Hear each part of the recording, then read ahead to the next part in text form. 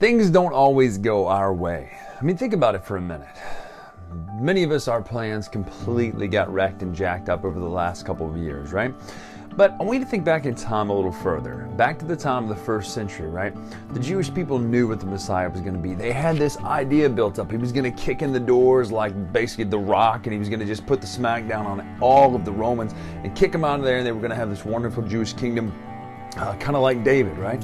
Little did they know, though, the very expectation they had was paled. It paled in comparison to the reality of what God's plan was. God's plan wasn't just to set up this kingdom on earth, but to set up this eternal kingdom that all of us get to be a part of if we put our trust in Jesus. That Messiah who came born into a poor stable and not a lavish lifestyle, who taught and was run out of town and had no place to call his home. That same Jesus is the very King of Kings and Lord of Lords.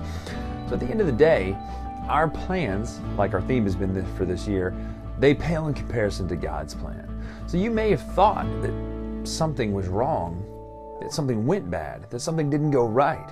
But if you only knew that that was part of the larger story, it would change your perspective, wouldn't it? So that's what we're talking about this week.